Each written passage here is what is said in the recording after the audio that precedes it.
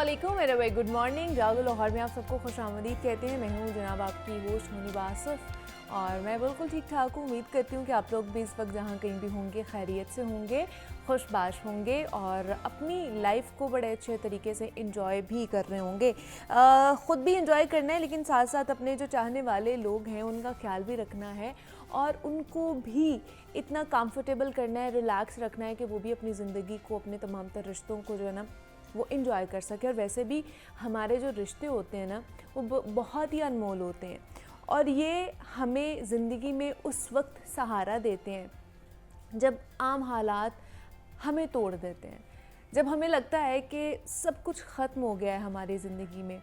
उसी वक्त कोई दोस्त आकर महज एक मुलाकात से ही हमारी जो मुर्दा रूह है उसमें जान डाल सकता है।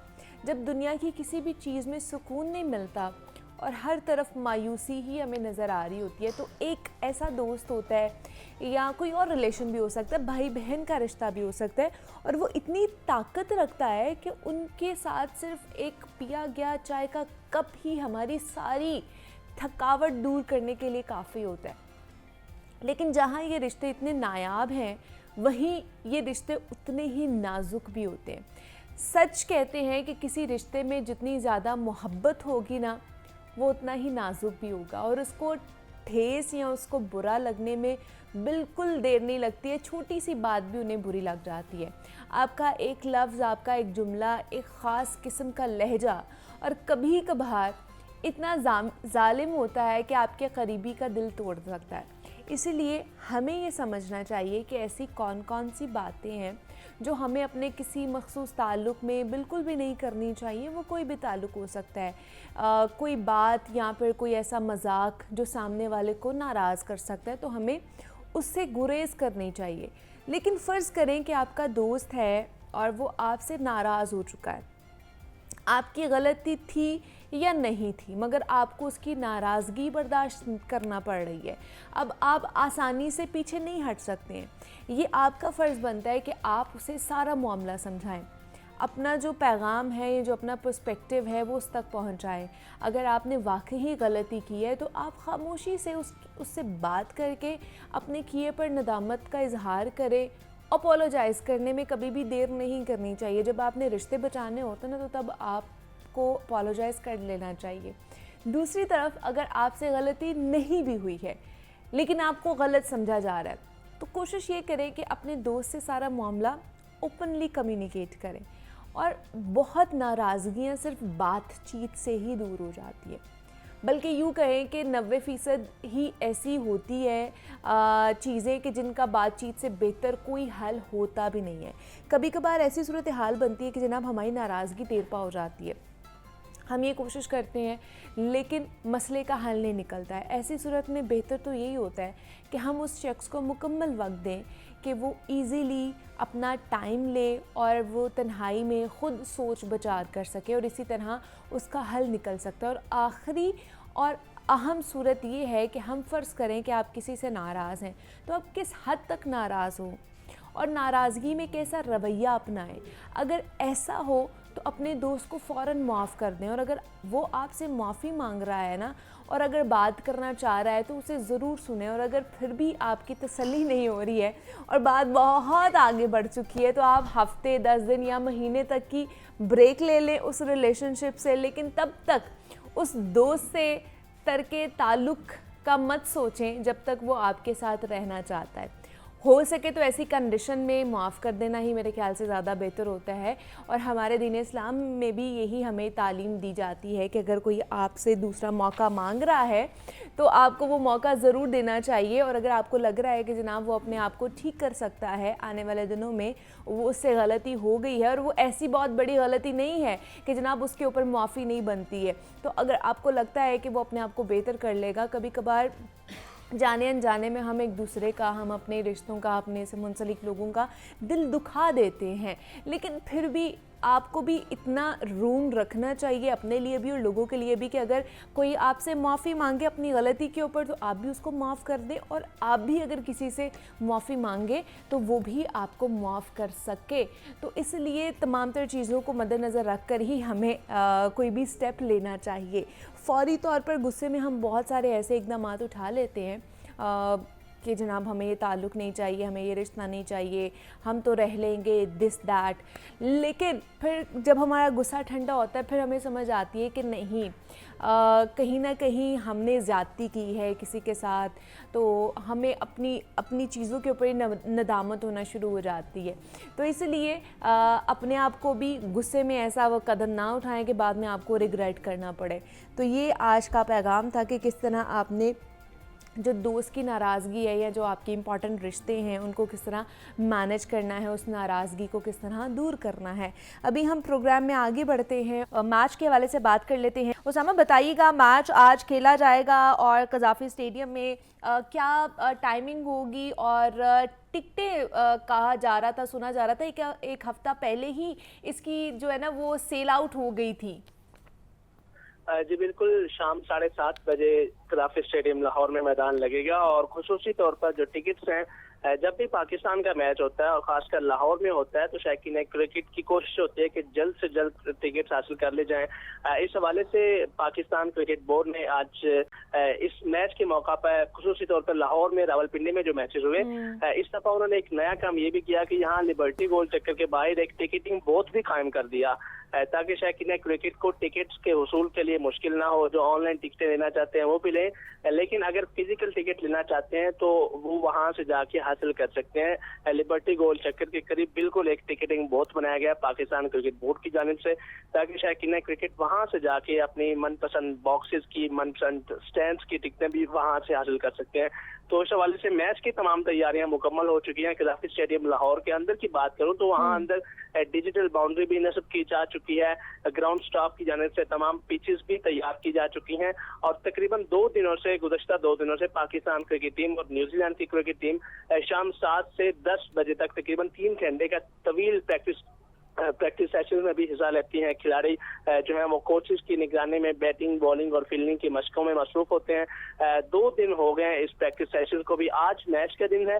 और इस हवाले से तमाम तैयारियां मुकम्मल हो चुकी हैं। पीसीबी की जानिब से भी, खिलाड़ियों की जानिब से भी और पाकिस्तान क्रिकेट बोर्ड की अगर बात करूं, आई टीम की प्लेइंग 11 की बात करूं तो आज कुछ तब्दीलियों का भी इम्कान जाहिर किया जा रहा है। पिछले मैच में फास्ट बॉलर अब्बास अफरीदी खेले थे, लेकिन लग यही रहा है कि आज का मैच क्योंकि इम्पोर्टेंट है ज्यादा और पाकिस्तान को ये दोनों मैचेस जीतने हैं सीरीज अपने नाम करने के लिए, तो फास्ट बॉलर अब्बास की जगह मोहम्मद आमिर को आज खिलाए जाने का इम्कान है। और दूसरी जानिब फखर जमान भी आज खेल सकते हैं साइम अयूब की जगह, जबकि हाल ही में रिटायरमेंट वापस लेने वाले इमाद वसीम ने अभी तक कोई मैच नहीं खेला इस सीरीज में। तीनों मैचेस में वो बेंच का हिस्सा थे और लग यही रहा है कि आज के मैच में उनको भी शामिल किया जाएगा और बाबर 11 जो है वो एक मजबूत साइड बन के पूरी तैयारियों के साथ जाएगी ताकि दोनों मैचेस जीत कर सीरीज अपने नाम की जा सके, क्योंकि अभी तक सीरीज 1-1 से बराबर है। 5 मैचेस की T20 सीरीज है, दोनों टीमों ने 1-1 जीता हुआ है। एक मैच जो कि बारिश की नजर हुआ था, तो ये सीरीज अब इंतहाई अहमियत की हामिल इख्तियार कर चुकी है। क्योंकि तो उसामा आज एक मैच खेला जाएगा और एक मैच है 27 अप्रैल को जो खेला जाएगा कज़ाफ़ी स्टेडियम में,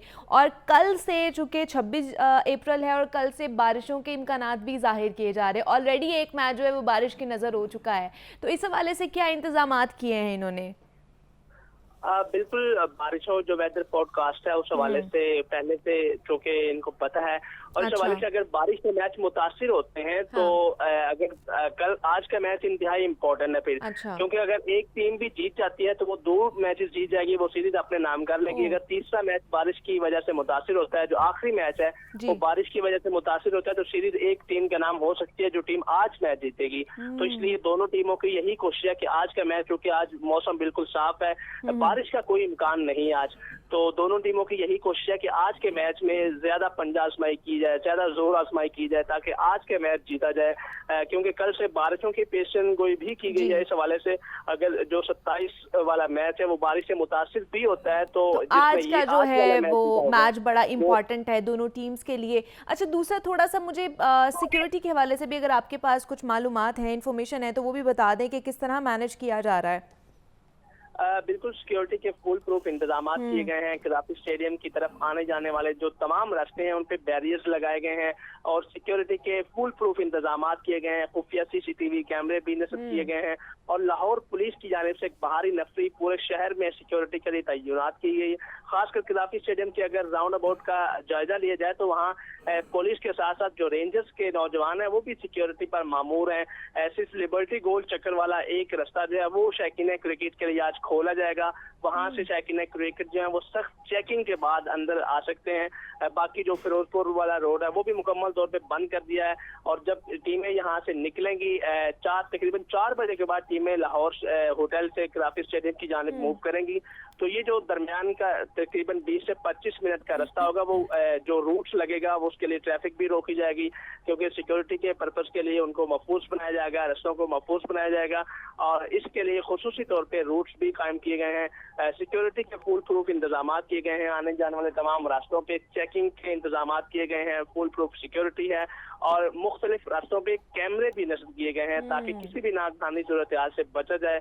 और इस हवाले से पाकिस्तान क्रिकेट बोर्ड पूरी जो लाहौर पुलिस है उसके साथ मुकम्मल तौर पे तावन कर रही है। शौकीन क्रिकेट के लिए भी हिदायत जारी की गई हैं कि वो भी किसी भी किस्म की कोई भी चीज ऐसी अंदर लेके नहीं जा सकती जो किसी के लिए खतरा साबित हो सकती है। उनके लिए पहले ही मुकम्मल चेकिंग का इंतजाम बाहर से किया जा रहा था और सिर्फ एक रास्ता जो है लिबर्टी गोल चक्कर वाला वहां से शौकीन क्रिकेट जो है वो मैच देखने के लिए अंदर आ सकते हैं। ठीक है जी। मोहम्मद उसामा हमारे साथ मौजूद है और बड़े ही डिटेल में उन्होंने हमें बीपर दिया है, हमें बताया है कि जनाब आज का मैच बड़ा ही इम्पॉर्टेंट है दोनों टीम्स के लिए क्योंकि 1-1 से ऑलरेडी मैच बराबर हो चुका है और आज कोई भी टीम अगर 2 कर लेती है स्कोर पॉइंट और अगर खुदा ना खास्ता अगर जो तीसरा जो लास्ट मैच है उसमें बारिश हो जाती है, बारिश की नज़र हो जाता है तो जो टीम 2 स्कोर कर चुकी होगी वो जीत जाएगी। तो आज जनाब दोनों जो टीम्स हैं वो बखूबी जो है ना अपनी सलाहियतों का मुजाहिरा दिखाएंगी। तो यहाँ पे एक छोटी सी ब्रेक लेते हैं, मिलते हैं इस ब्रेक के बाद।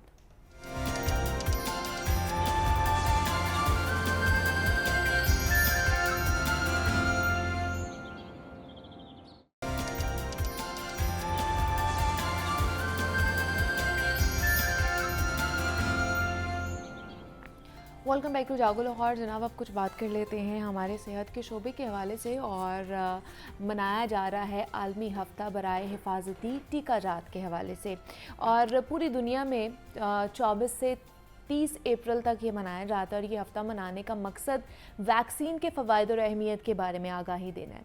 और पंजाब में वज़ीर आला पंजाब मरीम नवाज़ की हिदायत पर 9 से 15 साल की बच्चियों में सर्वाइकल कैंसर से बचाव के लिए पहली मरतबा चंद महीने में वैक्सीन का इजरा भी किया गया है और इस वैक्सीनेशन से बच्चियों में रहम के जो कैंसर से मुकम्मल तहफ़्फ़ुज़ भी मिलेगा। और इस साल आलमी हफ्ता बराए हिफाजती टीकाजात का जो मौजू है वो है हर मुमकिन तौर पर हिफाजती टीकों के ज़रिए जाने बचाना। और वैसे भी साल 2024 में तौसीही प्रोग्राम बराए हिफाजती टीकाजात अपनी 50वीं सालगिरह भी मना रहा है। तौसीही प्रोग्राम बराए हिफाजती टीकाजात का आगाज़ 1974 में आलमी इदारा सेहत ने किया था। मुआशी, समाजी और जोग्राफियाई हालात से क़तई नज़र वैक्सीन हर बच्चे का हक है। तो वैक्सीन क्यों ज़रूरी है, कितनी महफूज होती है, इस पर आज हम तमाम तर सूरत हाल पर बात करेंगे। हमारे साथ इन स्टूडियोज़ में मोहम्मद बिलाल नुमाइंदा लाहौर न्यूज़ मौजूद हैं, उनको वेलकम कहते हैं। बिलाल आपको वेलकम कहती हूँ जागो लाहौर में। कैसे हैं आप? बेहतरीन, आप सुनाएं। मैं भी बिल्कुल ठीक ठाक। बिलाल वैसे तो 50वीं सालगिरह भी मना रहे हैं ये डिपार्टमेंट और उसके साथ साथ वज़ीर आला पंजाब ने बड़ा अच्छा इनिशिएटिव भी लिया है सर्वाइकल कैंसर के हवाले से कि उसकी भी वैक्सीन अब लगाई जाएगी। तो ओवरऑल अगर देखा जाए तो ये वैक्सीन का जो मामला है कितना अच्छा चल रहा है, किस तरह केटर किया जा रहा है इसको?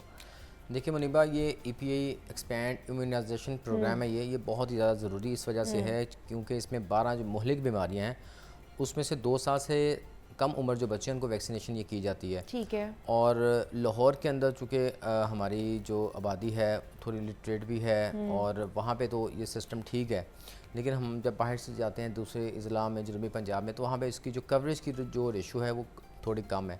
तो इस वक्त लाहौर के अंदर तकरीबन 90% से ज़ायद है, जबकि ओवरऑल पंजाब में भी अब कवरेज को बेहतर बनाया गया है, तकरीबन वहाँ पे भी 90% तक जो है ये पहुँच चुकी है। अच्छा। और आपको पता है कि इतनी ज़रूरी है ये वैक्सीन, जितनी भी मुहलिक बीमारियाँ तकरीबन हर साल पंजाब के अंदर 41 लाख के करीब जो बच्चे हैं ये पैदा होते हैं, उनमें से तकरीबन 10 से 15 लाख बच्चे अपने 1 साल से पहुंचने से पहले ही फोत हो जाते हैं किसी समहाउ किसी बीमारियों की और इश्यूज़ की वजह से।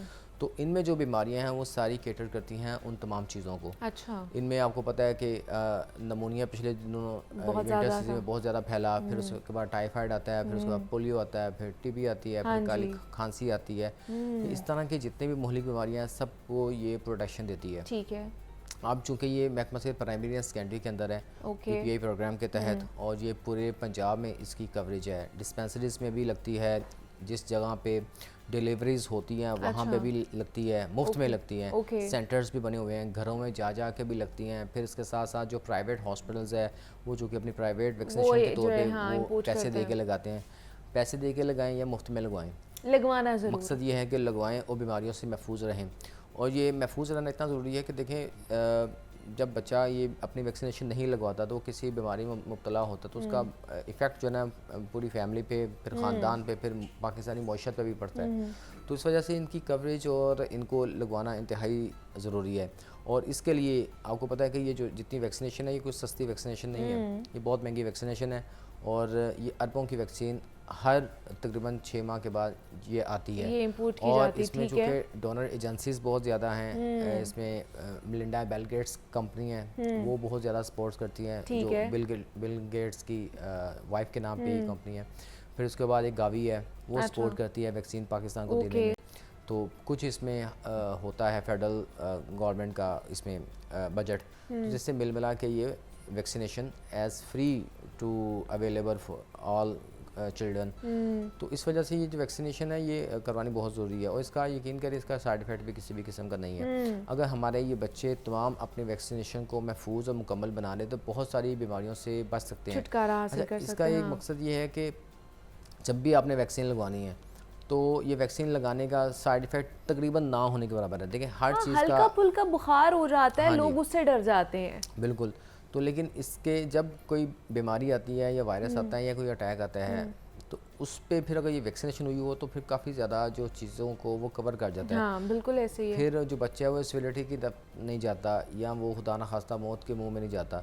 तो इस वजह से जितने भी इस वक्त फोकस है वो किया जा रहा है कि इम्यूनाइजेशन को बेहतर किया जाए। ठीक है। बीमारियाँ फैलने से पहले बीमारियों से बचाव के हवाले से जो इकदाम है वो ये किए आप एग्जाम्पल बिलाल पोलियो की ले लेना। अगर जो बच्चों को अपने बच्चों को पोलियो के कतरे नहीं पिलाते हैं, खुदा ना खास्ता उनको पोलियो हो जाए तो कौन जिम्मेदार है? माँ बाप ही जिम्मेदार होते हैं ना, कि वो इस तरह की चीज़ों पे कान धर के बैठे होते हैं कि बच्चों की क्या हो जाएगा, कुछ ऐसी चीज़ें हो जाएंगी जो मिसकम्युनिकेट चीज़ें की जा रही होती हैं हमारी सोसाइटी में, और आप अपने बच्चे का पूरा फ्यूचर, उसकी ज़िंदगी जो है वो एट रिस्क डाल देते हैं। तो ये आपकी ज़िम्मेदारी बनती है कि आपने हिफाजती टीकाजात का ख्याल खुद रखना है। बिल्कुल इसी तरह। तो ये कुछ दिन पहले अभी इसकी चूँकि ये डेज शुरू हो चुका है, ये हफ्ता वैक्सीनेशन जो वीक है ये पूरे पंजाब में फैलाया जा रहा है। इस हवाले से सूबाई वज़ीर सेहत प्राइमरी सेकेंडरी ख्वाजा इमरान नज़ीर ने बाकायदा तौर पर इसका इफ्ताह भी किया, आगाही वॉक भी की, और ये मैसेज CM पंजाब मरियम नवाज शरीफ की जानिब से ये दिया कि जो सर्वाइकल वैक्सीन है जो 9 से 15 साल तक की उम्र की जो बच्चियों को लगाई जाएगी, हाँ। ये जो रहम का कैंसर है ये उसमें चूँकि बहुत बड़ी तादाद में हमारी जो ख़वातीन बच्चियाँ हैं ये इसमें मुब्तला हो रही है। तो ये बड़ी महंगी वैक्सीन थी, बड़ा हार्ड डिसीजन था, और ये चूँकि अब पंजाब गवर्नमेंट ने ले लिया है इंटरनेशनल डोनर एजेंसीज के साथ मिलकर। ये पहली दफ़ा हुआ है। हाँ जी, और ये वेरी फर्स्ट टाइम ये इंक्लूड होगी इन जो वैक्सीनेशन में बच्चों को जो लगती है। तो अब ये देखिए अब ये जो सर्वाइकल कैंसर एक महंगा ट्रीटमेंट है। जी जी, अगर खुदा न खास्ता किसी को हो जाता है तो करवाना बड़ा मुश्किल है, बताना बड़ा मुश्किल है। तो ये प्रिपेरेंस हो जाएगी, ऑलरेडी प्रिवेंशन के तौर पे ये वैक्सीनेशन आ जाएगी कि आप इसको लगवा लें। लगवाने से इसका अल्टीमेटली फ़ायदा ये होगा कि आप उस बीमारी से महफूज रहेंगे। कोई खुदा न खास्ता कोई अटैक आता भी है तो उससे भी महफूज रहेंगे। तो मैं बड़ा इस ख़राज तहसीन पेश करता हूँ CM पंजाब मरियम नवाज़ शरीफ को कि एक ख़वातीन बच्चियों के लिए बड़ा अच्छा इनिशिएटिव लिया और इसको सूबाई वज़ीर ख्वाजा इमरान नज़ीर अपनी सुपरविजन में उन्होंने कहा था कि मैं इसको कंप्लीट करूँगा। तमाम एजेंसियों से ख़ुद बात करूँगा। 2 दिन पहले भी इस हवाले से जो इंटरनेशनल जो डोनर्स थे, जो एजेंसीज थे, उनसे उनकी मुलाकात हुई थी कि हम इनको जो है इस हवाले से हम इनको तरगीब देंगे और इसी हवाले से जो बातचीत है ये भी चल रही है। अच्छा। तो इस हवाले से ये ओवरऑल ये EPI का जो प्रोग्राम है ये बड़ा बेहतरीन प्रोग्राम है और मैं तो चाहता हूँ कि इसको मज़ीद स्ट्रेंथन किया जाए, सपोर्ट किया जाए। अच्छा, 24 से शुरू हुआ है ये प्रोग्राम और 30 अप्रैल तक जाएगा। बिलाल, तो अभी तक कितना टारगेट रखा गया था कि कितने बच्चों को केटर किया जाएगा और अभी तक कितने बच्चों को, एक दिन में कितने बच्चों को किया गया है अभी तक? बिल्कुल, ये टारगेट डेटा है कुछ? ये टारगेट चूँकि 2 साल से कम उम्र के बच्चों का है। ये पंजाब में तकरीबन 1.25 करोड़ की आबादी है। अच्छा। तो ये डॉक्टर मुख्तार साहब आगे जी, इनसे बताएंगे हम इनसे पूछेंगे बल्कि हम इनसे जो है वो ले लेंगे। तो लेकिन मेरा ख्याल है कि ये कोई 30 से 40 लाख जो बच्चे हैं ये बनते हैं जिनको इन्होंने ये जो अपनी जो वैक्सीनेशन है ये मुकम्मल करवानी है। ठीक है, मतलब ये अभी मुकम्मल करानी है। और दूसरा इन्होंने कहा है कि एक्सपैंड कर रहे हैं, कैचअप जो इनका प्रोग्राम होता है उसको भी एक्सपैंड कर रहे हैं। बिल्कुल, चूँकि ये प्रोग्राम ही एक्सपेंडेड प्रोग्राम है, इसमें मुख्तलिफ जो बीमारियाँ उनको साथ लेके चलना है, उनको बीमारियों को जो है ये केटर करना है और उसकी रोकथाम के हवाले से जो इक़दाम हैं वो करने हैं। तो इसमें इस हवाले से जो मुख्तलिफ किस्म के जो डेस्क हैं मुख्तलिफ अस्पतालों में लगा दिए गए हैं, अवेयरनेस वॉक्स करवाई जा रही हैं। तमाम जो डिपार्टमेंट है इस वक्त मुतहरिक है ताकि इस मामले को हम जो है ना ये लेके चलें और बच्चों को बीमारियों से महफूज रख सकें। तो जितना भी डेटा है वो फिर हम हमारे साथ डॉक्टर मुख्तार अहमद मौजूद हैं जो कि डायरेक्टर हैं EPI के। डॉक्टर साहब, आपको वेलकम कहते हैं जागो लाहौर में। कैसे हैं आप? अल्लाह का शुक्र। डॉक्टर साहब, ये आलमी हफ्ता मनाया जा रहा है हिफाजती टीकाजात के हवाले से। 24 से शुरू होता है, 30 अप्रैल तक जाता है और ये ड्राइव भी मेरे ख्याल से आप लोगों की तरफ से शुरू कर ली गई है। तो मुझे बताइएगा कितना टारगेट रखा गया है, किस तरह केटर किया जा रहा है बच्चों को, और अभी अगर एक दिन गुजरा है तो उसमें कितने बच्चों को हिफाजती टीकाजात लग चुके हैं? जी बहुत शुक्रिया। बुनियादी तौर पर जो ये वर्ल्ड इम्यूनाइजेशन वीक है जी जी ये पूरी दुनिया में 24 से 30 अप्रैल तक मनाया जाता है और इसका जो बुनियादी मकसद है वो अवेयरनेस क्रिएट करना है। क्योंकि आज इस प्रोग्राम को शुरू हुए तकरीबन 50 साल हो गए हैं। तो इस दफ़ा ये है कि इसकी 50वीं सालगिरह भी मनाई जा रही है ग्लोबली। सही। और इसकी सेलिब्रेट भी किया जा रहा है कि इस प्रोग्राम के तहत बहुत सारे बच्चों की ज़ाहिर है जानें बची, मिलियंस ऑफ लाइफ। एक अंदाजे के मुताबिक तकरीबन 150 मिलियन जो है बच्चों की जानें इस वैक्सीनेशन प्रोग्राम से बची हैं। तो असल में दुनिया भर में चूँकि ये 1974 से स्टार्ट हुआ, हमारे मुल्क में 1978 से स्टार्ट हुआ प्रोग्राम। और इसमें वक्त के साथ साथ नई वैक्सीन भी ऐड होती रही जो इस वक्त 12 हैं और अल्हम्दुलिल्लाह अब हम अगले साल से एक और वैक्सीन जो है HPV वैक्सीन जो ख़वातीन के सर्वाइकल कैंसर के लिए वो अगले साल से होगी मतलब उसका काम शुरू हो गया। लेकिन बाकायदा वैक्सीन की डिमांड चली गई है, वो उसकी जो आएगी सप्लाई वगैरह। तो कैंपेन जो होगी वो 2025 में होगी और उसके बाद ये रेगुलर उसकी EPI प्रोग्राम में भी शामिल हो जाएगी और 9 से 14 साल की बच्चियों को लगाई जाएगी ताकि वो आइंदा आने वाली उम्र में सर्वाइकल कैंसर ऐसी बीमारी है कि जो अगर 3 ख़वातीन को हो तो उनमें से 2 की अमवात हो जाती है। इतना मतलब ये सीरियस है और this is the only cancer जो वैक्सीन प्रिवेंटेबल है। अच्छा। तो इसलिए ये वैक्सीन जो है इंट्रोड्यूस होने से हमारी वो ख़वातीन जो सर्वाइकल कैंसर का शिकार होती थी तो उससे बचाव के लिए उसमें ये मददगार होगा। इंशाल्लाह जो ख़वातीन बच्चियाँ जिनको ये वैक्सीन लग जाएगी वो उस उम्र में पहुँचने के बाद इस मुज़ी मर्ज़ से और ये पहली दफ़ा हुआ है कि इस तरह की वैक्सीन जो है इसको प्रोग्राम में शामिल किया जा रहा है। और वज़ीर आला पंजाब की तरफ से वज़ीर आला पंजाब चूँकि खातून हैं तो उनकी तरफ से ये तोहफ़ा होगा पूरी आवाम के लिए और उन्होंने बड़ी आते ही इस फौरी जो है अप्रूवल दी है और हमने रिक्वेस्ट जो है वो गावी को भेज दी है जैसे इसकी वैक्सीन आती है क्योंकि इसको पूरा प्रोसेस है 8-9 माह का जिसमें वैक्सीन ज़ाहिर प्रोक्योर के आती है। तो इंशाल्लाह ये वैक्सीन ऐड होने से हमारी 13 बीमारियों के ख़िलाफ़ जो वैक्सीनेशन होगी। तो अभी जैसे बिलाल बता रहे थे कि ये हमारा जो टारगेट तो ये है पंजाब में हर साल जो है तकरीबन 40 से 41 लाख नए बच्चे पैदा होते हैं जी। ठीक है, इस वजह से वो हमारा सारा टारगेट है उसको हमने साथ लेके चलना है। सही। साथ मुख्तलिफ उसके इंटरेक्शन है हमारी हेल्थ फैसिलिटी पे या वैक्सीनेशन स्टाफ से क्योंकि 7 मुख्तलिफ गैप्स से उनको वैक्सीन लगती है ये जो 12 बीमारियों की हैं तब जाके उसका हिफाजती टीकों का कोर्स कंप्लीट होता है। अभी भी गो के पंजाब की शरह बाकी सूबों से बहुत ज़्यादा है, 90% से भी अब ऊपर है। लाहौर की कवरेज बहुत इम्प्रूव हुई है गुज़िश्ता एक साल में, हुकूमत ने बहुत ज़्यादा इसमें तवज्जो दी। लेकिन स्टिल जो बच्चे किसी वजह से भी रह जाते हैं, अच्छा। वो अपनी वालदैन की लापरवाही से या वो ट्रैवल कर रहे होते हैं इधर उधर, हाँ एग्जैक्टली, या वो डिले किसी वजह से हो जाती है। तो इस हफ्ते में ये उनके लिए एक तो अवेयरनेस का भी है कि उनको ये इनकी अहमियत का अंदाज़ा हो, और साथ अगर उन्होंने कोई टीके मिस किए हैं तो जो भी हमारे फिक्स साइड है, तकरीबन 3500 से ज़्यादा मराकज़ पंजाब में काम करते हैं, इसी तरह 6000 से ज़्यादा वैक्सीनेटर हैं जो फील्ड में जाके काम करते हैं, उनसे अपनी ये वैक्सीन लगवाएं। और इसके साथ ही अभी जुलाई में जो एक एडिशनल की जाएगी कैंपेन पंजाब गवर्नमेंट की तरफ से, वो ये है कि जो बच्चे कोविड में किसी वजह से वैक्सीनेशन की वजह से रह गए थे 2019, 20, 21 में, अब ज़ाहिर है उनकी उम्र 2 साल से ज़्यादा हो गई है ना, हमारे टारगेट से निकल गए। तो अभी वो कैंपेन जो चलाई जाएगी वो 5 साल की उम्र तक के बच्चों की चलाई जाएगी, ताकि उन बच्चों के लिए, उन वालदैन के लिए फिर एक मौका होगा कि अगर उस वक्त किसी वजह से वो लॉकडाउन की वजह से या वैक्सीनेशन की उस वक्त OPDs बंद थी, हॉस्पिटल्स बंद थे, की वजह तो उनको 5 साल तक की उम्र तक के बच्चों को हम इसमें टारगेट करेंगे, और उसका डाटा भी हमने लेना शुरू कर दिया है जो डिफ़ॉल्टर बच्चे हैं। और ये इंशाल्लाह जुलाई में एक मरला होगा, फिर सितंबर में होगा, फिर दिसंबर में, फिर अगले साल मई में। तो 4 इसके मराहिल में उन बच्चों का हिफाजती टीकों का रहा कोर्स कंप्लीट किया जाएगा। तो ये एक वालदैन के लिए बड़े अच्छा मौका होगा।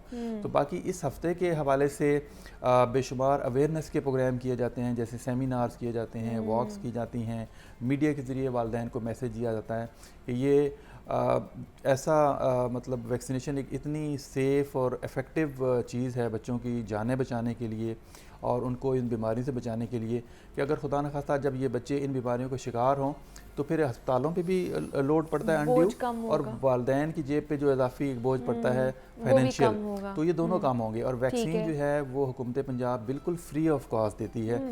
आल्दो के वैक्सीन खरीदने के लिए बहुत सारे पैसे हमारे खर्च होते हैं, लेकिन लोगों को ये सर्विस फ्री मिलती है। तो इसका रियलाइज़ कराना लोगों को कि गो कि ये फ्री सर्विस है, लेकिन बड़ी इम्पॉर्टेंट है आपके बच्चों के फ्यूचर के लिए, उनकी सेहत के लिए बड़ी इम्पॉर्टेंट। अच्छा, दूसरा मुझे डॉक्टर साहब ये बताइएगा कि अगर ये पूरा प्रोग्राम नहीं कराते हैं एक बच्चे को और कुछ डिले हो जाता है और वो 2 साल के अंदर अंदर ही, मतलब अगर 2 महीने के बाद एक इंजेक्शन लगता है बच्चे को या 1 महीने के बाद तकरीबन 1 महीने का इंटरवल होता है, 1 महीने का, और अगर वो 3-4 इंजेक्शन लगे उसके बाद ही नहीं लगवाया, तो क्या दोबारा से फर्स्ट इंजेक्शन से ही शुरू करना पड़ेगा वालिदैन को उसका प्रोग्राम? जी, इसमें यह है कि मुख्तलिफ़ किस्म की जो वैक्सीन अभी हम दे रहे हैं 12, इन सब के मुख्तलिफ स्केड्यूल हैं। फॉर एग्जाम्पल जो जैसे बच्चों की TB का जो टीका है वो तो एक दफ़ा ही लगता है, BCG पैदाइश के फ़ौरन बाद लगता है, वो तो एक दफ़ा लग गया तो उसकी दोबारा ज़रूरत नहीं है, वो चाइल्डहुड ट्यूबरकुलोसिस से बचा लेता है। पोलियो के जो है वो बर्थ डोज भी है, फिर उसको 3 डोजेज़ हम देते हैं 1-1 महीने के वक्त से।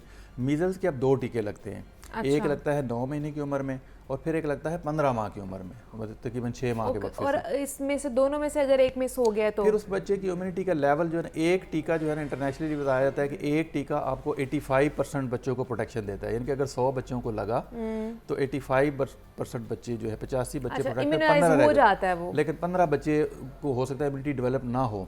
तो दूसरे टीके से जो है ये प्रोटेक्शन 95% तक चली जाती है। अगर 95% बच्चे किसी भी कम्युनिटी में वैक्सीनेट हों तो वो 5% जो अनवैक्सीनेटेड हैं वो भी उनकी वजह से प्रोटेक्ट हो जाते हैं, जिसको हम कहते हैं हर्ड इम्यूनिटी।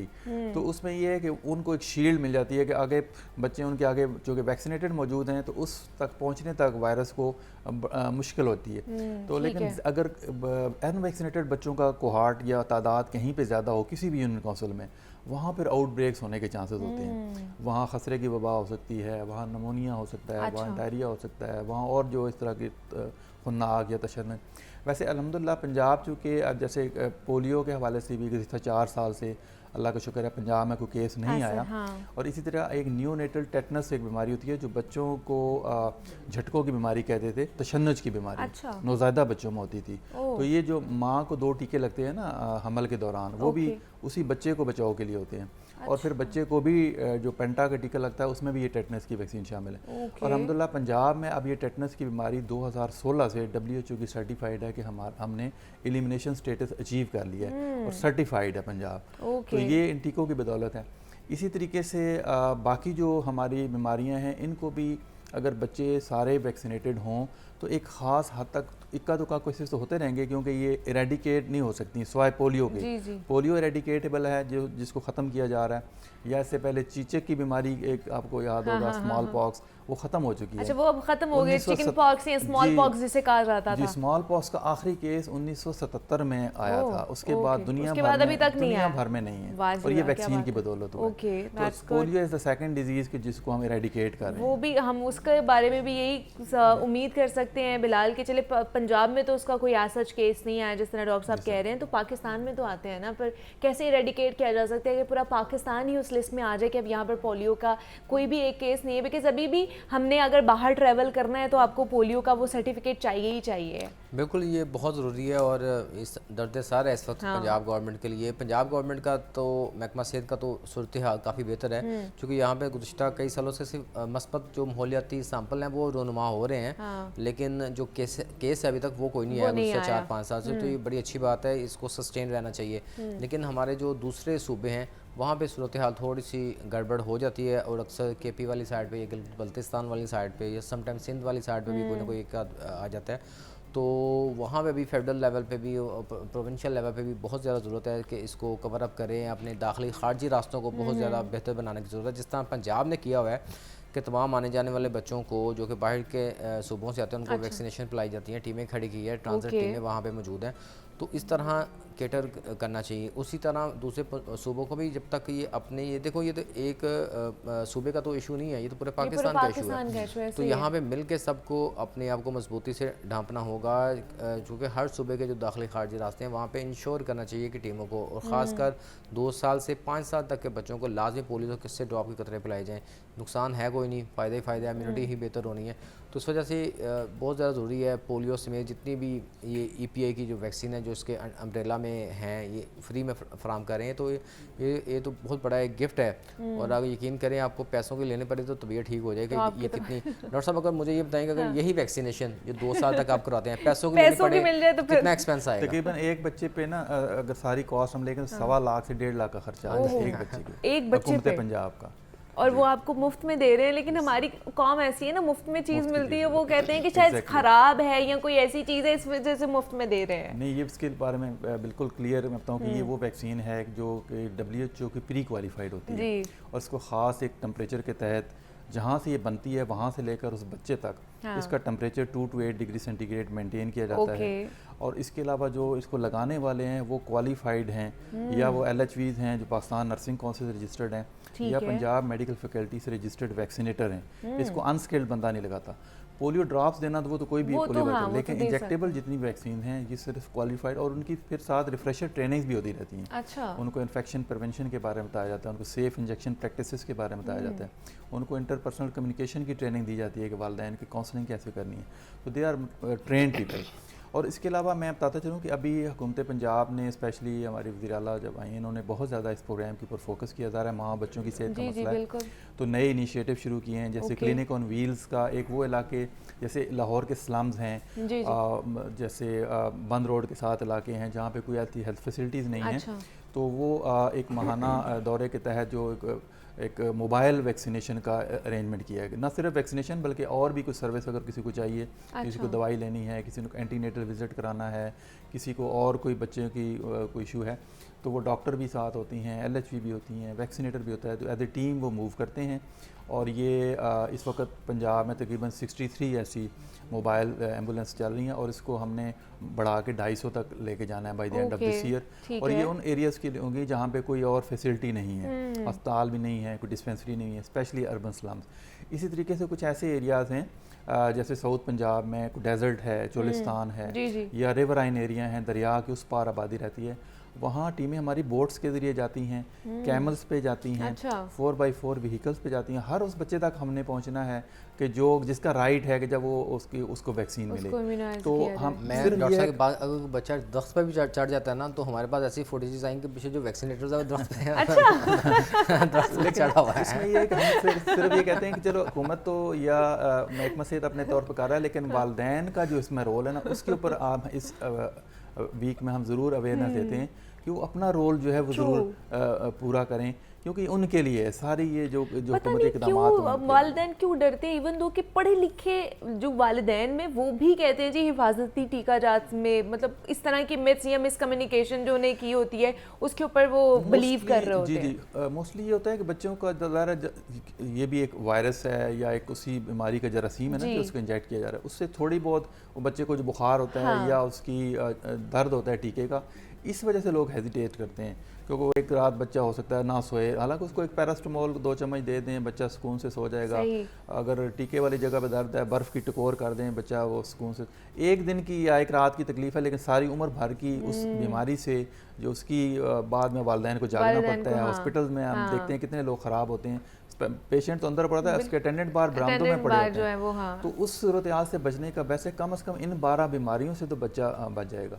तो इसके लिए वालिदैन को थोड़ी सी एफर्ट करनी चाहिए। कहा यह जाता है कि आपने वैक्सीनेशन करवाई भी हो तो लाइफ में आपको एक दफ़ा फिर भी मिज़ल होना है, सम टाइम बढ़ती उम्र के साथ। तो ये क्या मिथ है? कहते हैं जी बचपन में नहीं हुआ तो बड़े होके होना ही होना है। जी बिल्कुल, पहले तो ऐसे ही था कि क्योंकि पहले तो ज़्यादा वैक्सीन ही नहीं थी, फिर जब वैक्सीन थी तो उसकी 1 डोज लग रही थी। अच्छा। तो मैंने जैसे शुरू में बताया कि 1 डोज से 85% प्रोटेक्शन मिलती है, यानी कि 15 बच्चे फिर भी रह जाएंगे। अच्छा। टीका लगा होगा लेकिन उनकी इम्यूनिटी डेवलप नहीं होगी। वैक्सीनेशन और चीज़ है, इम्यूनिटी डेवलप होना, इम्यूनाइजेशन उसमें उसकी बॉडी का जो उसकी न्यूट्रिशन है, उसकी हाइजीन है, उसने माँ का दूध पिया है नहीं पिया, वो कौन सी ग़िज़ा खाता है, वो किस माहौल में रहता है, तो बीमारी को प्रोटेक्ट करने का एक तरीका है वैक्सीनेशन।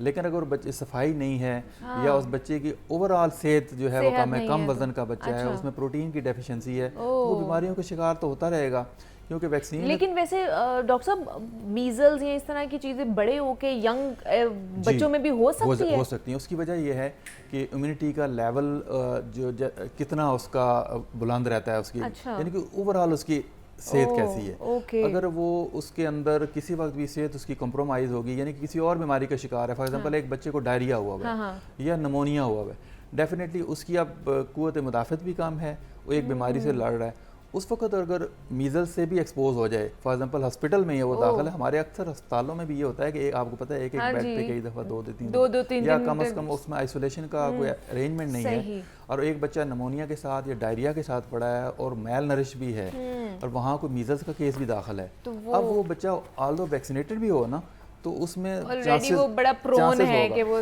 गो के वैक्सीनेशन का सिर्फ एक फ़ायदा ये है कि अगर उसको बीमारी हो भी ना तो इतनी सिवियरिटी से नहीं होती, जैसे कोविड में भी हमने देखा।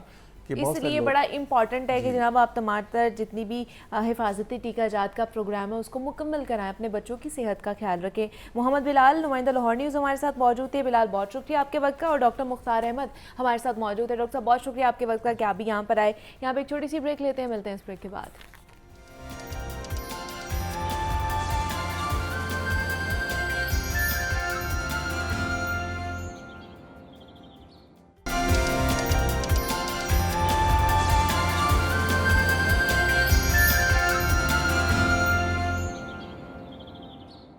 पाकिस्तान में ना 70% ख़वातीन एनीमिक होती हैं और उनमें पढ़ी लिखी खाते पीते घरानों की ख़वातीन भी शामिल हैं। और पाकिस्तान में एनीमिया वैसे ही एक बहुत आम बीमारी होती जा रही है। दूसरी वजह यह है कि इस खित्ते की उमूमी खुराक है जिसमें मगरबी मुआशरे के बरक्स आयरन से भरपूर खुराक के अलावा प्रोटीन भी कम मिकदार में इस्तेमाल होती है। और एनीमिया प्रेगनेंसी में ख़तरनाक क्यों हो जाता है? ख़ास तौर पर हमने ये बड़ा सुना है कि जब आप प्रेग्नेंट होते हैं तो आप में आयरन की डिफिशिएंसी होना शुरू हो जाती है, खून की कमी होना शुरू हो जाती है। तो प्रेगनेंसी में आयरन की कमी के बायस इस बात का ख़तरा मज़ीद बढ़ जाता है कि उसका अरसा मुकम्मल होने से पहले ही बच्चा पैदा हो जाता है, जिसे प्री टर्म या प्री मैच्योर डिलीवरी भी कहा जाता है। तो प्री टर्म या हमल की मुद्दत मुकम्मल होने से पहले पैदाइश जो पाकिस्तान में जिसे ख़ित्तों में नौमौलूद बच्चों की अमवात की बड़ी वजह में से एक वजह भी है। यानी ये वो मसला है जो हमारे यहाँ आम है लेकिन लोग इसे संजीदगी से लेने के बजाय इग्नोर करते हैं, जो ना सिर्फ माँ के लिए बल्कि बच्चे की सेहत के लिए भी बड़ा ख़तरनाक साबित हो सकता है। तो पाकिस्तान में हामला ख़वातीन आयरन की कमी या अनीमिया का शिकार क्यों होती है, आज इसके ऊपर हम बात करेंगे। और इस पर बात करने के लिए डॉक्टर समीना खुर्शीद हमारे साथ स्टूडियोज में मौजूद हैं, जो कि गायनोकोलॉजिस्ट हैं। डॉक्टर समीना, आपको वेलकम कहती हूँ जागो लाहौर में। कैसी हैं आप? Thank you so much Muniba, I am fine. Doctor Sameena, आज बड़ा इंपॉर्टेंट टॉपिक है। वैसे तो ख़वातीन अनीमिक होती हैं या आयरन की डिफिशेंसी उनमें मौजूद होती है, लेकिन जैसे ही प्रेग्नेंट होती हैं तो इसमें बहुत ज़्यादा, मेरे ख्याल से 95% जो ख़वातीन होती है वो अनीमिक हो जाती हैं। आयरन की डिफिशेंसी उनमें ज़रूर होती है। इसकी वजह क्या है? क्यों हम आयरन की डिफिशेंसी का शिकार होते हैं या अनीमिक होते हैं? अच्छा, सबसे पहले तो इम्पॉर्टेंट बात जो मैं बताऊंगी कि एनीमिया जो है वो सबसे ज़्यादा कॉमन मेडिकल डिसऑर्डर है इस वक्त। अच्छा। जो प्रेगनेंसी में प्रिवेल करता है, जिसको इग्नोर किया जाता है। इसकी बहुत सारी वजूहत होती हैं। 40 से 75% जो ख़वातीन है डेवलपिंग कंट्रीज़ में वो सिवियरली एनेमिक हैं ड्यूरिंग प्रेगनेंसी, जो रिपोर्टेड डेटा है हमारे पास। ठीक है, तो बहुत सारी ख़वातीन तो प्रेगनेंसी से पहले ही एनेमिक होती हैं। उनका हेल्थ स्टेटस पहले से ही डाउन होता है और वो प्रेग्नेंट हो जाती हैं, और उसके बाद वो एक सीक्वेंस ऑफ इवेंट्स चलना शुरू हो जाता है। उसके बाद जब वो प्रेग्नेंट हो जाती हैं तो उसमें उनकी इन्वेस्टिगेशंस नहीं होती। बहुत सारे लोग डॉक्टर्स को विज़िट नहीं करते। जो हम रिकमेंड करते हैं बीइंग अ डॉक्टर कि आप अपनी प्रेगनेंसी में कम से कम 8 दफ़ा अपनी जो ऑब्स्टेटिशियन हैं जिन्होंने आपकी डिलीवरी करनी है उनको 8 टाइम्स ज़रूर विज़िट करें। फॉलो अप विज़िट्स होने चाहिए, लेकिन हार्डली किसी का 1 विज़िट होता है या 2 विज़िट होते हैं, और उसके बाद वो डिलीवरी के टाइम पे हॉस्पिटल में आ रही होती हैं। तो वो प्रॉपर्ली इन्वेस्टिगेट ही नहीं होती। फिर डाइटरी रिक्वायरमेंट्स जो हमारी हैं, डाइटरी हैबिट्स कहना चाहिए, वो बिल्कुल पुअर हैं। ठीक है, मैटरनल स्टेटस जो पहले ही हेल्थ का कॉम्प्रोमाइज़ था, फिर प्रेग्नेंट हो गए, फिर डाइट पे कोई तवज्जो ही नहीं। जंक फूड खा रहे हैं बहुत सारे। पाकिस्तान में ज़रा ट्रेंड है कि लीफी वेजिटेबल्स बहुत ज़्यादा ले रहे होते हैं। प्रोटीन डाइट का इंटेक इतना ज़्यादा नहीं है। ठीक है, इसमें आपने जैसे गोश्त, कीमा, कलेजी, ये वाली चीज़ें तो लोग कहते हैं जी हमसे प्रेगनेंसी में खाई नहीं जा रही, हमें नौजिया होता है, हम नहीं खा सकते। तो आप उसको डिफरेंट फॉर्म्स में, वो हम फिर बात करेंगे कि कैसे आप उसको ले सकते हैं। ठीक है, वो नहीं होता। फिर उसके बाद सप्लीमेंट्स नहीं लेते, फॉर ग्रांटेड लेते हैं पेशेंट्स कि ठीक है, नहीं मैं तो बिल्कुल ठीक हूँ, मेरी तो एचबी ठीक थी, तो मैंने तो खाया ही नहीं, मैं तो रिकवर्ड हूँ, कोई ऐसा मसला नहीं। जबकि सबको ये पता होना चाहिए कि ड्यूरिंग प्रेगनेंसी आपका 1500 मिलीग्राम एलिमेंटल आयरन रिक्वायरमेंट हो जाती है। फॉर द डबल हो जाती है for the growth of the baby की भी रिक्वायरमेंट है और आपकी अपनी भी रिक्वायरमेंट है, ऑब्वियसली। हाँ, ठीक है। और आयरन के साथ साथ फिर फॉलिक एसिड डेफिशिएंट हो जाती हैं ख़वातीन। सिर्फ आयरन डेफिशिएंसी नहीं होती कॉमन, ऑल्दो आयरन डेफिशिएंसी है 95%, but folic acid, vitamin B12 deficiency और भी बहुत सारी टाइप्स हैं। तो फॉलिक एसिड डेफिशिएंसी जब साथ होती है आयरन डेफिशिएंसी के साथ, तो वो भी एक बड़ा कंट्रीब्यूटरी फैक्टर हो जाता है। बिकॉज जब फॉलिक एसिड डेफिशिएंट होगा तो उसकी अपनी कॉम्प्लिकेशंस आ जाएंगी, वो बच्चे के लिए बड़ी कॉम्प्लिकेटेड होती है। अच्छा, लेकिन जिस तरह हमने बात की है कि प्रेगनेंसी, ड्यूरिंग प्रेगनेंसी तो ये एनीमिक हो जाता है, आयरन डेफिशिएंसी हो जाती है, उससे पहले भी हम लोग आयरन डेफिशिएंट होते हैं। तो जो देखने वाली ख़वातीन है डॉक्टर समीना, उनको आप क्या कहेंगे अगर उन्होंने मतलब प्रेगनेंसी कंसीव करनी है, तो वो उससे पहले कौन कौन सी ऐसी चीज़ों का ख्याल रखें जो हेल्दी प्रेगनेंसी उनकी हो? बिल्कुल, सबसे पहले तो जो भी ख़वातीन प्रेग्नेंट होना चाहती हैं उनको चाहिए 3 मंथ्स बिफोर अपनी डॉक्टर को कंसल्ट करें। ठीक है, वो फिर डॉक्टर उनको एडवाइस करेंगे। अब तो रिकमेंडेशन है कि आप फॉलिक एसिड तो 3 महीने पहले ही लेना शुरू कर दें जब आप प्रेगनेंसी प्लान करें, ताकि बेबी के अंदर जो ब्रेन के डेवलपमेंट के इश्यूज़ हैं वो ना हो। नहीं तो बहुत सारे बच्चे न्यूरल ट्यूब डिफेक्ट्स, किसी का सर नहीं बना होता, किसी की कमर की हड्डी नहीं बनी हुई, बहुत सारे मसले मसाइल का शिकार हो जाते हैं और वो अबॉर्शन की तरफ हमें जाना पड़ता है। तो फॉलिक एसिड तो 3 महीने पहले से शुरू कर दें। साथ फिर एक अपना बेसलाइन CBC का टेस्ट ज़रूर करवा लें, क्योंकि कुछ ख़वातीन को जैसे ब्लीडिंग बहुत ज़्यादा होती है पीरियड्स के दौरान, जैसे हम कहते हैं मेनोरेजिया का इशू चल रहा है, तो वो पहले से ही एनीमिक चल रही हैं, तो वो फिर जब प्रेग्नेंट हो जाएंगी तो वो ऐसे आयरन डेफिशिएंसी और बहुत सारी कॉम्प्लिकेशंस का शिकार। तो अपनी HP को ज़रूर चेक करवा लें कि मैं उस हेल्थ स्टेटस पे हूँ कि मैं एक बेबी कैरी कर सकूँ। मतलब HB कम है या आयरन डेफिशिएंट है तो फिर वो क्या करें? आयरन डेफिशिएंट है तो सबसे पहले तो अपनी डॉक्टर को कंसल्ट करें, क्योंकि CBC की एक रिपोर्ट के ऊपर आप ये लेबल नहीं कर सकते कि ये आयरन डेफिशिएंसी है, ये कौन सा अनीमिया है। फिर टाइप ऑफ अनीमिया डायग्नोज करना बहुत सारा इंपॉर्टेंट है। बहुत सारे लोग थैलेसीमिया के पेशेंट्स होते हैं, उनमें भी HP ड्रॉप होती है, लेकिन जब हम उनकी CBC की रिपोर्ट देखते हैं उसमें कुछ ऐसी रीडिंग्स होती हैं जिसको देख के फिर हम थैलेसीमिया का वर्कअप कराते हैं। इसी तरह कुछ सिकल सेल डिजीज़ के पेशेंट्स होते हैं, कोई मेगालोब्लास्टिक एनीमिया जिसमें B12 डेफिशिएंसी एनीमिया के पेशेंट्स होते हैं, वो CBC की रिपोर्ट पे एक आपको क्लू मिल जाता है। उसकी बेस पे फिर आप उनकी डिफरेंट टेस्ट कराते हैं, पेरिफेरल ब्लड फिल्म है, वो आपकी जो भी डॉक्टर होंगी स्टूल एग्जामिनेशन और वो सारा कराएंगे। और फिर उसके बाद आप फिर प्लान करें जब आपकी HB 11 हो, 11 इज द रिकमेंडेड हीमोग्लोबिन। 11 हो तो इसका मतलब है कि आप हेल्दी हैं, आपकी खून की ना कमी है और ना ही ज्यादती है। तो सही। 11 ग्राम पर डेसीलीटर आपका एचबी होना चाहिए। ओके। अगर उससे कम होगा एचबी तो आप अनीमिया में कंसिडर Consider किया किया जाएगा, जाएंगे, चाहे ठीक। आप माइल्ड हैं, चाहे आप मॉडरेट हैं, चाहे ओके। आप सीवियर हैं। ठीक तो है। वो आपने उस एचपी की एक रीडिंग आपको पता होनी चाहिए कि इतनी मेरी एचपी होनी चाहिए, उस ठीक है। पेशेंट को भी और उसकी फैमिली को भी। अच्छा, मतलब एक तो आयरन की ख्याल रखना है, दूसरा आपने फॉलिक एसिड का ख्याल रखना है, और इसके अलावा इसके अलावा आपने अपनी डाइट का ख्याल रखना है कि आप जंक फूड्स ना लें, कोशिश करें कि आप अपनी प्रोटीन डाइट लें। बहुत सारी लड़कियां जो हैं वो वेजिटेरियन होती हैं, कहती हैं जी हम तो गोश्त खाते ही नहीं, हमें तो स्मेल आती है गोश्त में से, वैसे ही नहीं हम डाइट लेते। तो आप उसको मॉडिफाई करके ले लें, सूप ठीक फॉर्म है। में ले लें, टिक्कों की अब फॉर्म तो में ले लें, कुछ भी ले लें। हाँ, तो अब तो आप डिफरेंट प्रोटीन के सोर्सेज हैं हमारे पास। एग लें, डेली एक एग हाँ, लें, डेयरी प्रोडक्ट ले लें। हाँ डेयरी प्रोडक्ट्स लें, मिल्क लें, बीन्स ले सकते हैं, नट्स ले सकते हैं। बहुत सारी ऐसी चीज़ें हैं जिससे आप अपना आयरन लेवल मेंटेन कर ठीक सकते है। हैं और बहुत ओवरवेट ना हो। बिकॉज अगर आप वेट भी बहुत ज़्यादा गेन करते हैं तो वो भी फिर आपके लिए प्रेगनेंसी में वैसे भी कॉम्प्लिकेशन करता है और वैसे भी अनीमिया के रिस्क फैक्टर्स में भी ऐड जो हो है ना जाता वो है। हो सकता है। ये तो हो गया कि आपने किस तरह, अगर आपने हेल्दी प्रेगनेंसी करनी है तो आपके उसके लिए है।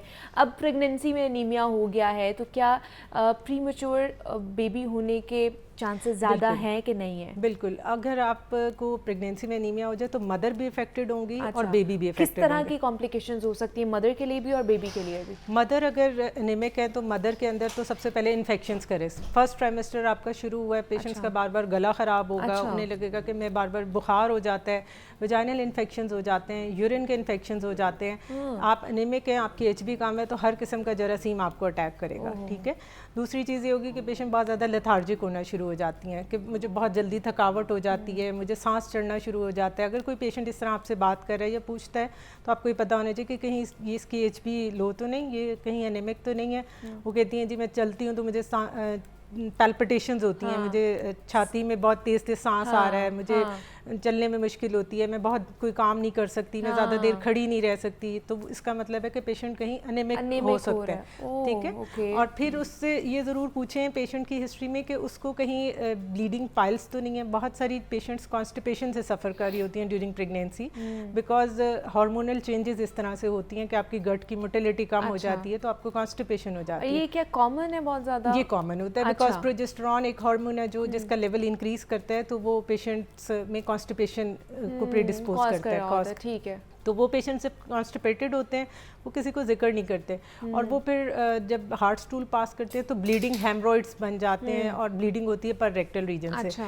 ठीक है। और उसकी वजह से भी एनीमिया हो रहा होता है। और उसमें मैं तो पेशेंट्स को एक सिंपल सी बात कहती हूँ कि आप उसको एक देसी सा टोटका कह लेंगे, एक बेसिक रेमेडी है कि आप नीम गर्म दूध में सुबह निहार मुँह नीम गर्म दूध में इसबगोल का छिलका लिया करें तो वो एक्सेलेंट है आपके लिए थ्रू आउट प्रेगनेंसी। ठीक है। बहुत कभी ज़रूरत पड़े तो मेडिसिन लें, otherwise it's an excellent stool softener. तो उसमें फिर आपको हेमरॉइड्स नहीं होंगे, ब्लीडिंग नहीं होगी तो आप एनीमिक नहीं होंगे। ठीक है। फिर पेशेंट को अगर प्रेगनेंसी रिलेटेड कोई ब्लीडिंग हो रही है, कोई थ्रेटेंड है, कोई मिसकैरेज की तरफ पेशेंट कभी ब्लीडिंग के साथ या उनको प्लेसेंटा लो लाइंग हो, तो बहुत सारी रीजंस हैं जिसमें ब्लीडिंग इन प्रेगनेंसी है तो उसको ज़रूर एड्रेस करें। ठीक है। उसकी मेडिकेशन उसका वो फिर आप डॉक्टर को डेफिनेटली विजिट करें और उसके साथ साथ फिर फॉलोअप एचपी कराएं ताकि उसको भी साथ साथ हम एड्रेस करते रहें। ठीक है। ठीक है। बेबी के लिए क्या कॉम्प्लिकेशंस हो सकती है अगर मदर ड्यूरिंग प्रेगनेंसी एनीमिक? अगर मदर एनीमिक हो तो बेबी की तो ग्रोथ रिस्ट्रिक्ट हो जाएगी। मदर के अंदर ब्लड ही नहीं है तो बच्चे की ग्रोथ रिटार्डेशन हो जाती है, उसे हम कहते हैं IUGR हो जाता है। एक ये रिस्क फैक्टर हो सकता है। दूसरा ये कि यूट्रस के अंदर जान ही नहीं है कि वो बच्चे को सस्टेन करे, बच्चेदानी के अंदर जान नहीं है। अब वो बेबी प्रीटर्म डिलीवर हो सकता है। ठीक है। वक्त से पहले दर्दें शुरू हो सकती हैं, बच्चा वक्त से पहले डिलीवर होगा तो उसकी मॉर्बिडिटी, उसकी मॉर्टेलिटी, उसका ICU में एडमिशन, वो सारी चीज़ें ज़्यादा हो बढ़ जाते हैं। और जब ये बेबी बॉर्न भी हो जाते हैं, सपोज वो किसी तरह प्रेगनेंसी एंड तक पहुंच भी गई तो ये बच्चे भी फिर एनीमिक होते हैं। अच्छा। बिकॉज हम देख रहे हैं कि हमारी पॉपुलेशन में 9 से 53% of the babies they are anaemic.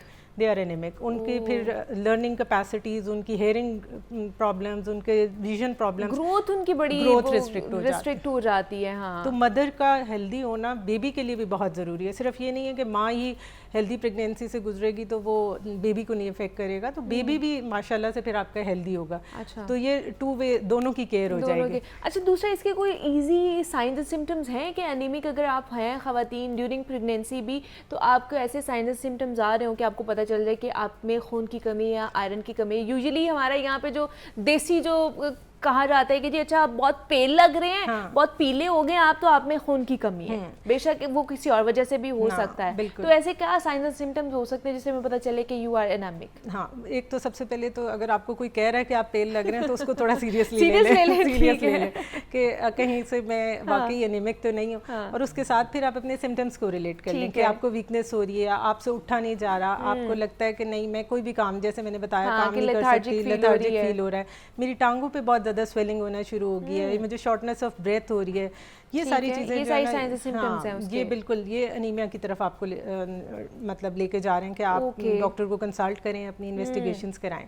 Because अगर जैसे मैंने डिस्कस किया कि जी मदर को प्रेगनेंसी में तो ये प्रॉब्लम्स हो ही रहे हैं, अब ये मदर्स अगर 36-37 वीक्स तक पहुंच भी जाती हैं और डिलीवरी की तरफ जाती हैं, तो डिलीवरी के दौरान इनको खून पड़ने की जो जिसे कहना चाहिए ना टेंडेंसी वो ज़्यादा होती है। अच्छा। जिसे हम कहते हैं पोस्टपार्टम हैमरेज।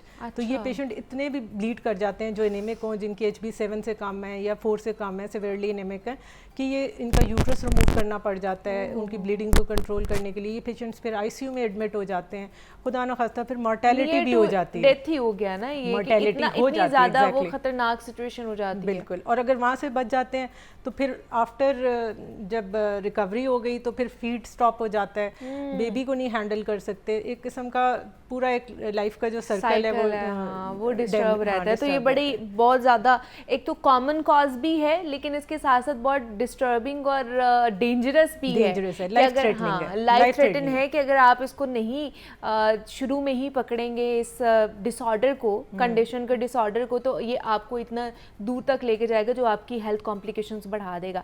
अच्छा, फिर किस तरह की डाइट लेनी चाहिए, मैनेज किस तरह कर सकते हैं अगर एनीमिक हैं तो डाइट में आपने एक तो जैसे मैंने बात की कि डेयरी प्रोडक्ट्स खानी है, दूसरा आप कीमा लें, कलेजी लें, अच्छा ठीक है, और दूध पिएं, ये सारी चीज़ें आपने अच्छी जूसेस लें, फ्रूट्स लें, वेजिटेबल्स ज़रूर खाएं, फॉलिक एसिड डेफिशिएंसी भी हो सकती है अलॉन्ग विद आयरन डेफिशिएंसी, 2 अनीमियाज भी परसिस्ट कर सकते हैं। फिर अपनी डॉक्टर को कंसल्ट करें और डेली आयरन का इंटेक रखें, ठीक है। अगर आपका आयरन लेवल लो है तो आप अपनी जो भी आपकी डॉक्टर ने आपको प्रिस्क्राइब किया उसको आप देख लें, 30 to 60 मिलीग्राम आयरन एक टैबलेट में होना चाहिए जो आप खा रही हैं, और फॉलिक एसिड सप्लीमेंटेशन ज़रूर लें।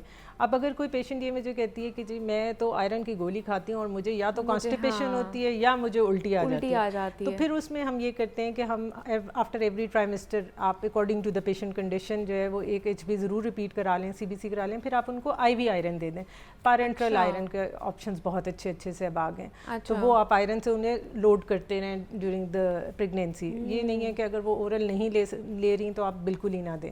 और अगर पेशेंट टर्म पे पहुँच जाता है और आपके पास आखिर रिपोर्ट हुआ है एनीमिक है, तो उसको उसी तरह डिलीवरी के लिए प्रोसीड ना करें, पहले उसको ब्लड ट्रांसफ्यूजन करें। अच्छा। अगर वो 36 वीक्स है या उससे ज़्यादा है और आपने उसकी डिलीवरी प्लान करनी है तो पहले ब्लड ट्रांसफ्यूजन होती है। 11 ग्राम्स आप कोशिश करें कि पेशेंट की बिफोर डिलीवरी हीमोग्लोबिन किसी तरह आप उसको रीच करें।